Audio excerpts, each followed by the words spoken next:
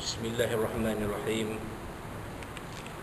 Alhamdulillahi rabbil alamin. Wa bihi nasta'in ala umur dunya waddin. Nastaghfiruhu wa nastahdihi wa natubu ilaihi wa natawakkalu alaihi. Wa na'udzu bihi min shururi anfusina wa min sayyiati a'malina. Man yahdihillahu fala mudilla lahu wa huwal muhtad wa man yudlil fala tajid lahu waliyan murshidan wa la hadiya lahu. Asyhadu an la ilaha illallah wahdahu la syarika lah wa asyhadu anna sayyidana Muhammadan abduhu wa rasuluh. Allahumma salli wa sallim wa barik ala hadha nabiyil karim sayyidina wa habibina wa syafi'ina wa zuhrina wa maulana Muhammad al-Mustafa wa ala alihi wa sahbihi wa man da'a bida'watih wa tamassaka bisunnatih wa jahada fi sabilillah ila yaumiddin. Rabbi shrah li sadri wa yassir li amri wahlul 'uqdatam min lisani yafqahu qawli. Subhanaka la ilma lana illa ma 'allamtana innaka antal alimul hakim wa la hawla wa la quwwata illa billahil azim. Allahumma aftah alaina hikmataka wanshur alaina min khazaini rahmatika ya arhamar rahimin. Allahumma arinal haqqa haqqan warzuqna ittiba'ah wa arinal batila batilan warzuqna ijtinabah. Qala Allah subhanahu wa ta'ala fi kitabil aziz, a'udzu billahi minasy syaithanir rajim, wa rattilil qur'ana tartila. Sadaqallahul azim. وقال نبينا سيدنا محمد صلى الله عليه وسلم خيركم من تعلم القرآن وعلمه أو كما قال صدق Rasulullah sallallahu alaihi wasallam. Tuan-tuan yang dihormati ketua-ketua polis daerah, teman-teman ketua polis daerah yang hadir di surau kita surau Al-Falaq PK Perak pada waktu sembahyang zuhur sebentar tadi. Yang dihormati Tuan Abu Kahar bin Ismun, Timbalan Ketua Jabatan Tinggi Penguatuan Standard. Tuan-tuan, perempuan muslim yang dimutuskan rahimakumullah. Assalamualaikum warahmatullahi wabarakatuh. Amma ba'd. Alhamdulillah, alhamdulillah, pada tengah hari ini 16 Zulhijjah 1441 Hijriah bersamaan 6 Ogos 2020, kita telah sama-sama menunaikan solat fardu zuhur berjamaah yang dipimpin oleh Tuan Imam kita Al-Fadhil Ustaz Ashraf Khalid bin Fazil, dibantu oleh Al-Fadhil Ustaz Ahmad Syahril bin Ramli. Terima kasih diucapkan kepada kedua-duanya atas bantuan mereka mengimarahkan sembahyang zuhur berjemaah sebentar tadi. Dan sebagaimana biasanya pada setiap hari Khamis kuliah zuhur kita akan membincangkan isi kandungan buku formula huruf Al-Quran mengikut Imam Ibnu Al-Jazari rahimahullah ta'ala yang diterjemahkan dan disyarahkan oleh Al-Fadhil Ustaz Osman Al-Amani bin Haji Azlan Al-Azhari hafizallahu ta'ala, sahabat adinda kami di Negeri Sembilan. Jadi kita sampai telah membincangkan tentang makhraj, dua makhraj, iaitu al-jawf, iaitu rongga, yang mana sebutannya hanya satu cara sahaja dan hurufnya adalah suara mad. Yang keduanya al-halqu, iaitu kerongkong, di mana ada tiga cara sebutan, dari pangkal kerongkong, tengah kerongkong, ujung kerongkong. Hurufnya ada 6, iaitu huruf-huruf izhar halqi, iaitu huruf hamzah, ha, kha, ain, ghin dan ha. Jadi 6 huruf ini keluarnya, suara huruf 6 huruf ini keluarnya dari kerongkong. Maka kita pergi kepada kumpulan yang ketiga, makhraj kumpulan yang ketiga, makhraj suara huruf, iaitu al-lisan, iaitu lidah, di mana ada 10 cara sebutan dan huruf yang keluar melalui lidah ada 18 huruf kesemuanya. Maka Al-Imam Ibnu Al-Jazari rahimahullah ta'ala menulis syair, bunyinya begini, aqsal lisani fawqa thummal kaf afsalu wal wastu fajimu shinu ya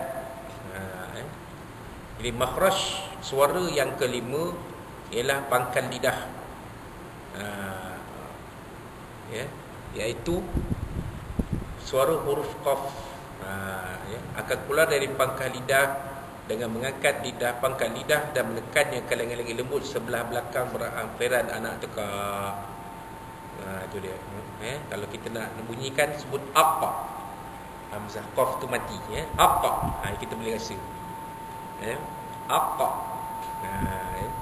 Kalau kita tengok dalam YouTube tu, insya-Allah akan ditunjukkan kereta rentas bahagian rongga mulut kita, bagaimana huruf qaf itu keluar.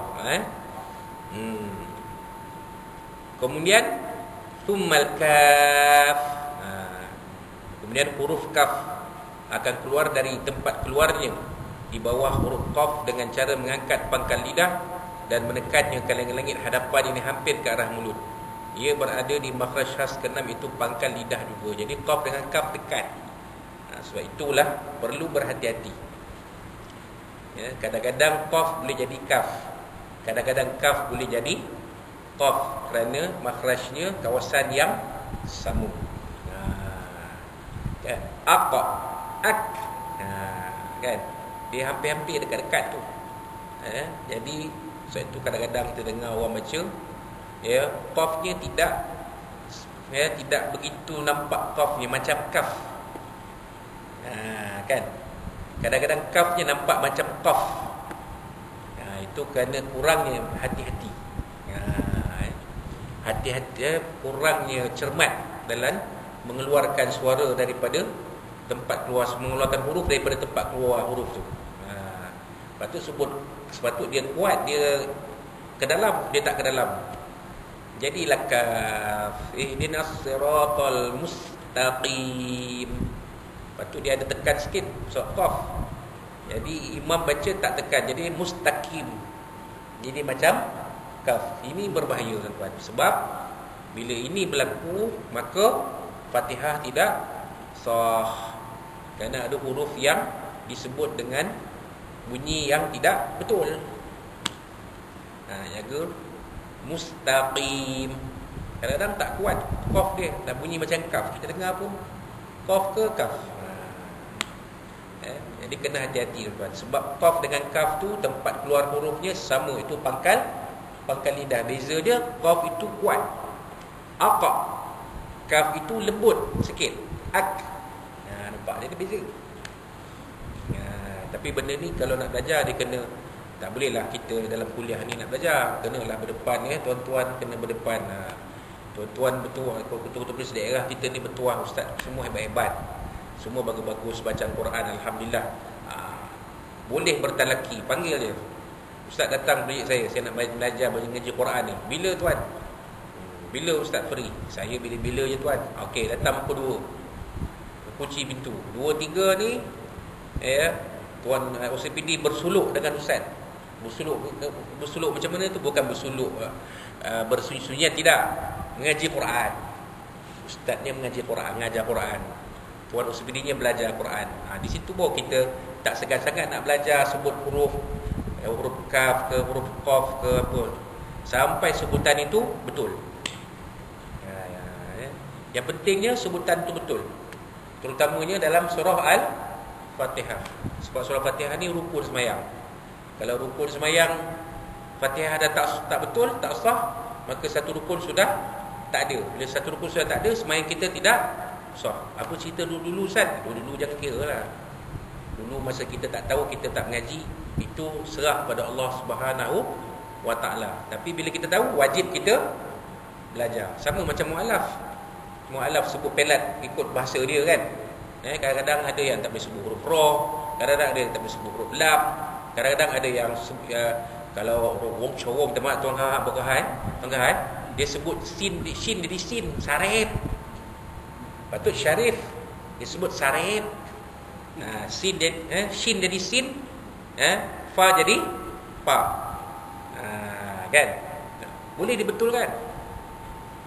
Boleh dibetulkan. Kita tahu salah, wajib kita betulkan. Tapi kalau cuba dibetulkan, tak boleh juga. Masih telurnya, masih tak boleh sebut huruf shin tu jadi shin, jadi disebut sin juga. Tak boleh kata apalah. Sebab itu dah di luar kemampuan dia. Kemampuan dia takat tu je. Kan? Macam orang India Pakistan kan, Allahu Akbar, Allahu Akbar kan. Patutnya Allah disebut Allahu Akbar. Ya. Yalah. Dah itu kata-kata pelat dia punya bunyi cara dia baca kan.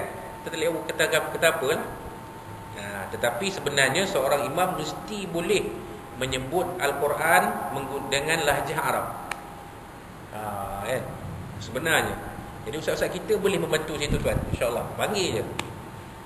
Ustaz, minta datang bilik saya. Ada apa tuan? Saya nak mengaji Quran ni. Pukul apa tuan? Pukul 2 boleh? Boleh tuan. Pukul 3 boleh? Boleh tuan. Tak. Kunci pintu. Kan? Beritahu dengan kita dengan pejabat. Kalau ada orang pukul 2, 3 ni beritahu aku tak ada. Jangan pula kerana beritahu, tuan kata suruh beritahu, kata dia tak ada. Belum benar kerani. Kata ada tuan Subidi ada? Tak ada. Habis. 2, 3. Bukannya lama tuan, sejam je. Dan bukan hari-hari pun, mungkin seminggu sekali atau seminggu 2 kali dah lah. Untuk lepas diri kita, supaya kita baca Quran itu tidak jadi seperti mana Nabi kata, berapa ramai orang yang baca Al-Quran, rubbama yaqra'ul Quran yaqra'un nasul Quran wal Quran yal'anu, atau kama qala. Berapa ramai orang baca Quran tapi Quran melaknat dia balik. Pasal apa? Sebutan tak betul. Ini tapi ini cuma sebagai kita kata teori saja. Sebenarnya Quran ni dia tak boleh teori je, dia kena praktikal. Praktikalnya jemput ustaz kita datang mengajar. Kita nak pergi tempat ustaz mungkin segan sikit lah, tak apalah, tak ada masalah. Sebenarnya ustaz tu boleh main pak kita, beritahu je.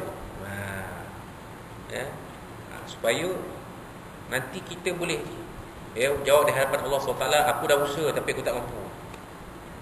Jangan bila Allah Ta'ala tanya, kenapa kamu baca Quran tak betul? Saya tak belajar. Mana boleh tak belajar? Ustaz ada tempat kamu. Nampak? Ini Allah Ta'ala katanya. Allah Ta'ala katanya, sebab belajar Quran ni hukum dia fardu ain. Tetapi menjadi orang yang mahir dalam Al-Quran, hukum dia fardu kifayah. Maksudnya kita baca Quran ni lepas diri kita, itu fardu ain. Nak mengajar orang, bukan semua orang boleh. Hanya orang-orang yang mahir saja, orang-orang yang ahli saja, orang-orang yang pakar saja. Tapi kalau dalam pasukan kita tak ada orang yang pandai Quran, habis berapa puluh ribu ahli pasukan kita berdosa. Sebab ia adalah fardu kifayah. Dalam IPD kita berapa strength? Katalah strengthnya IPD kita 300. Kalau tak ada seorang ustaz dalam IPD itu yang boleh mengajar Quran, habis berdosa semua warga IPD. Nampak? Kerana apa? Kerana ia fardu kifayah. Tapi untuk setiap individu, hukum belajar Quran itu adalah fardu ain. Termasuk kita tuan Usbidi, timbalan Usbidi, ketua-ketua bahagian. Kalau kita boleh aturkan ketua-ketua bahagian Muslim belajar dengan ustaz ni, belajar Quran. Mana bilik mesyuarat IPD? Boleh je. Pokok pangkal pada kita nak ataupun tak nak, itu saja. Ustaznya ada. Kita dah screen dah ustaz-ustaz kita di Perak ni, insya-Allah. Taklah kita jadi 100% itu Allah Ta'ala punya kerja lah. 100% Allah Ta'ala punya. Tapi kita boleh jamin ni, ustaz kita kalau bab mengajar Quran ni, insya-Allah boleh bimbing kita. Baik. Jadi kita sebut tadi pangkal lidah tu ada 2 huruf yang disebut keluarnya dari pangkal lidah, iaitu huruf qaf dengan huruf kaf. Sebab itu kena hati-hati tuan. Kena hati-hati. Kadang-kadang qaf boleh jadi kaf, kaf boleh jadi qaf. Baik. Kemudian asfala wal wastu fajimu shinu ya waddadu min khafatihi id waliyan. Jadi yang seterusnya makhraj yang lidah tadi, yang seterusnya ialah tengah lidah, iaitu suara huruf huruf jim, huruf shin dan huruf ya yang bukan suara mad. Okey, macam mana bunyi dia? Aj. Jadi keluar daripada lidah. Aj. Ash. Nampak? Aj. Ash. Ai. Nampak? Yang ini daripada tengah lidah, pangkal lidah tadi, iaitu bawah ni lidah. Lidah tu, dia punya pangkal lidah tu ialah kaf dengan qaf. Tengah lidah tu jim, shin dengan ya yang bukan suara mat. Jadi nak bunyi macam mana? Aj. Tengok dekat cermin tu. Aj. Ash. A. Kalau tuan rajin sikit, cari dalam YouTube. Tajuknya secara menyebut huruf ataupun tajuk yang seumpama dengannya. Tengok dia akan tunjukkan dia potong ni. Daripada tepi potong ni nampak macam mana pergerakan rongga mulut dalam tu menyebut huruf-huruf yang kita sebutkan 30 huruf lah. Setakat ni baru berapa kan? Jadi 30 huruf hijaiyah tu sebut macam mana? Ab, ad, ab sampailah ai. Dia akan tunjuk dulu. Ada dalam YouTube kan. Sekarang senang. Dulu susah. Jenuh takkanlah tu boleh potong pula muka dia bagi nampak kan. Tapi dalam buku mukadam ada tak kan? Buku mukadam yang lama-lama dulu ada. Ditunjukkan. Tuan kau tengok kan? Ditunjukkan mana huruf, mana tempat itu semua kan. Tapi sekarang ada secara animasi. Dia tunjuk, kita boleh tengok. Kan? Kita kena belajar tuan ni menyebut huruf ni. Satu benda yang sangat penting dalam pengajian Al-Quran sebenarnya. Jadi Al-Quran ni, yang ini kita cerita sebagai nak buka minat tuan-tuan nak mengaji Al-Quran. Tapi mengaji Al-Quran tak boleh dengan teori saja. Mesti dengan praktikal. Apa cara dia? Mengajilah kita dengan ustaz-ustaz kita. Ustaz-ustaz kita ada. Kan? Kalau ustaz IPD tu ada 2 orang contohnya, carilah mana satu yang kita suka kan. Kalau di taping tu Ustaz Nasir ada, Ustaz Badrul ada, boleh tanya kan. Kalau kata di Kampar tu Ustaz Faizi ada kan, Ustaz Fazli ada, boleh tanya mana satu kan. Kadang-kadang ada orang dia suka ustaz ni, kadang-kadang ada orang suka ustaz tu kan. Kalau dia fikir dia ramai. Tok Imam tadi pun boleh, Ustaz Ashraf pun boleh, Ustaz Syarif pun boleh. Kan Ustaz Syarif mengaji dengan Arab lagi syok. Kan Ustaz Nazmi pun ada kan. Ustaz Nazmi khusus imam di Mesir 3 bulan. 3 bulan duduk Mesir, kalau tak ambil ijazah Quran rugilah tuan. 3 bulan duduk sana. Jadi memang campur Arab lah. Mengaji dengan Tok Syekh. Rugi tak ambil sijil dia panggil sijil sanad Quran dia panggil. Kan. Jadi soalnya kita nak tak nak, bukan soal ustaz ada tak ada. Dalam baka kita dalam PDRM, ustaz-ustaz semua ada, insya-Allah. Pokok pangkal pada kita. OCPD cara OCPD lah kan. Takkan OCPD nak campur ramai-ramai dengan anak buah kan. Sebab OCPD pun ada kesibukan dia.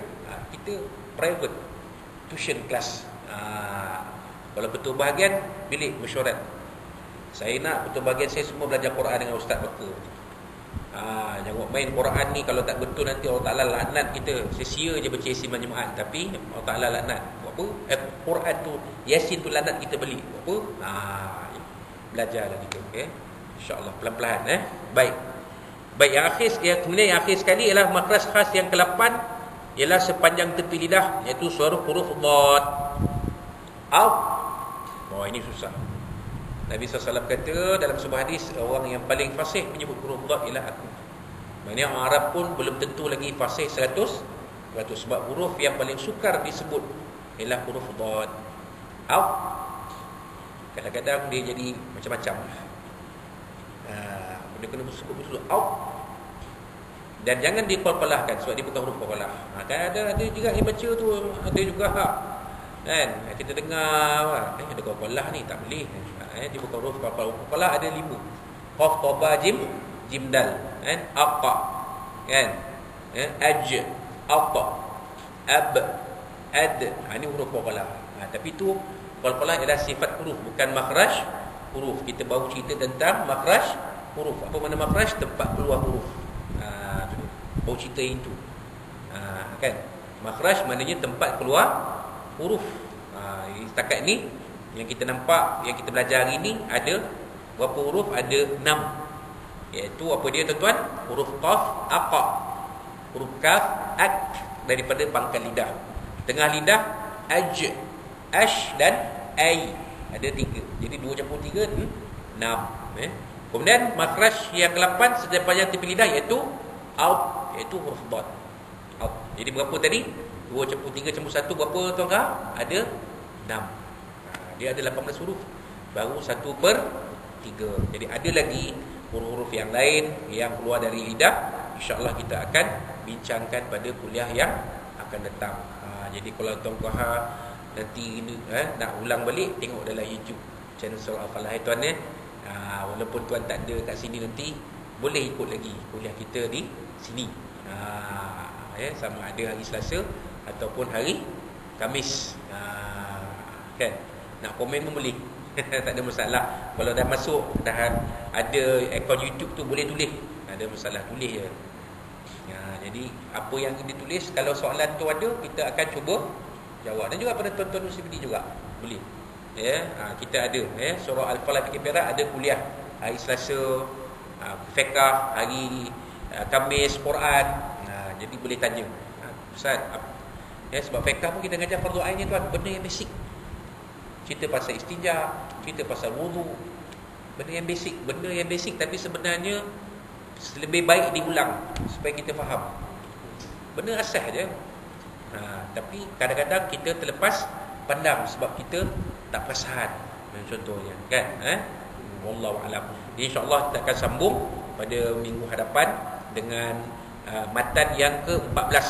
InsyaAllah matan yang ke-14 dari dalam himpunan syair Imam Ibnu Al-Jazari rahimahullah ta'ala, yang dikupas disyarahkan oleh sahabat kita Ustaz Usman Al-Amani bin Haji Azlan Al-Azhari rahimahullah hafizahullah ta'ala. InsyaAllah pada kuliah kita akan datang. Yang baik dari Allah SWT, yang kurang itu daripada kita semua. Wallahu a'lam. Barakallahu fikum. Aku lupa lazat wa fa'azim li wa lakum. Wabillahi taufiq. Assalamualaikum warahmatullahi wabarakatuh.